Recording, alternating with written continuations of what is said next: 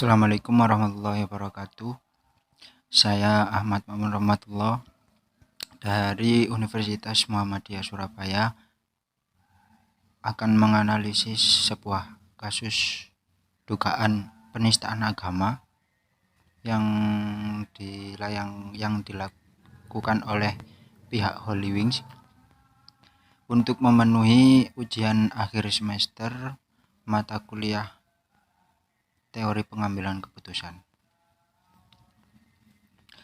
Holy Wings Indonesia masih menjadi perhatian publik setelah kasus promosinya yang mengandung sara melalui media sosial Instagram.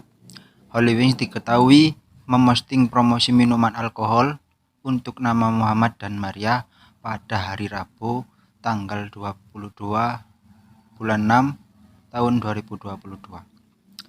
Promo itu menggratiskan 1 botol minuman beralkohol atau minuman keras bagi yang memiliki nama Muhammad dan Maria. Namun setelah mendapatkan kecaman dari berbagai pihak, unggahan tersebut dihapus. Dari pihak Holy Wings sempat memberikan permintaan maaf. Hal itu disampaikan dalam surat permintaan maaf terbuka yang diunggah dalam akun resmi Instagram Holy Wings Indonesia pada hari Kamis tanggal 23 bulan 6 tahun 2022. Holy Wings juga telah dilaporkan polisi oleh Himpunan Advokat Muda Indonesia ke Polda Metro Jaya. Laporan dilayangkan atas dugaan penistaan agama. Buntut dari kasus promosi tersebut, terdapat 6 tersangka yang telah ditetapkan polisi hingga cabang Holy Wings di Surabaya turut berimbas dengan ditutup sementara. Bias dari kasus Holy Wings yang pertama, bias dalam strategi promosi Holy Wings. Promo minuman beralkohol yang dilakukan Holy Wings sudah berlebihan. Terlebih promo tersebut diberikan kepada seseorang bernama Muhammad pada hari Kamis. Dan dalam Islam, hari Kamis itu malamnya biasanya diisi oleh ibadah-ibadah seperti yasinan, tahlilan, dan lain-lain. Dan nama Muhammad bagi umat Islam tidak untuk main-main dalam alasan apapun.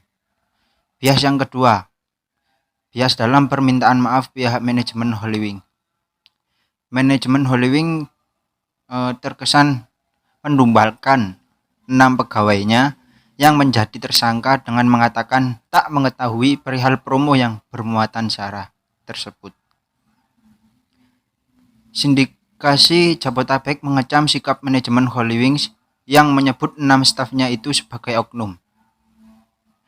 Mereka menilai manajemen restoran dan bar itu berusaha cuci tangan dalam kasus tersebut, karena para pekerja melakukan promosi untuk program perusahaan, bukan untuk kepentingan pribadi. Di perusahaan manapun, tim promosi saat mempromosikan sesuatu harus ada izin dari atasan atau pihak manajemen.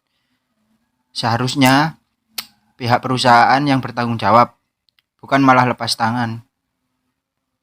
Holy Wings seharusnya memberi bantuan hukum kepada para pekerja untuk melepaskan mereka dari segala tuntutan.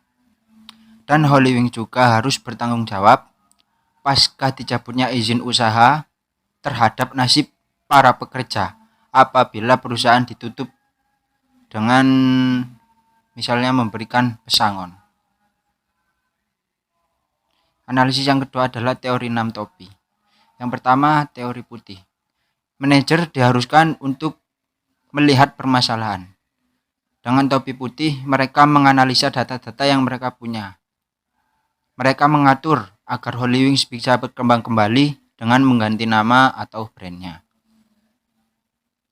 Ketika menggunakan topi merah, manajer dan timnya berpikir bahwa perencanaan tersebut kurang efektif karena saat ini Holy Wings sedang dikecam berbagai pihak.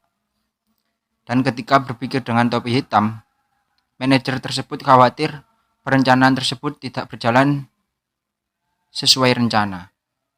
Akibatnya bisa jadi Holy Wings akan tutup atau berhenti selamanya. Untuk topi kuning memberikan rasa lega kepada manajer dan timnya. Jika perencanaan mengganti brand dan proyeksi mereka benar, Holywing akan bisa beroperasi kembali dan dapat mendapatkan keuntungan. Selanjutnya, berpikir dengan topi hijau memungkinkan manajer untuk mempertimbangkan apakah akan mengubah brand dari minuman alkohol berganti dengan minuman biasa seperti teh, kopi, atau yang lainnya yang halal.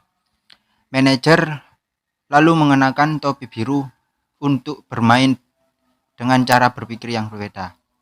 Dengan cara ini, ia akan mencegah anggota tim lain dari berbagai penyimpangan ataupun mengkritik ide orang lain. Yang ketiga adalah perspektif Bahana dan Zopa dalam negosiasi bagi pihak Holywing. Sebagian ada yang tidak sepakat penutupan Holywing. Ada masalah yang lebih penting dari penutupan Holywing. Persoalan yang disebut adalah melarang peredaran minuman keras sekalipun kadar alkohol di bawah 5%. Harusnya minuman beralkohol kadar berapapun tetap dilarang untuk beredar di Indonesia. Holywing memiliki cabang sebanyak 44. Jika gerainya ditutup, bagaimana nasib ribuan karyawan Holywing yang terdampak? Harusnya Holywing bisa menjual minuman yang lain saja, yang halal, yang juga bisa menguntungkan, seperti susu, kopi, teh, dan lainnya. Sekian dari saya, semoga bermanfaat. Assalamualaikum warahmatullahi wabarakatuh.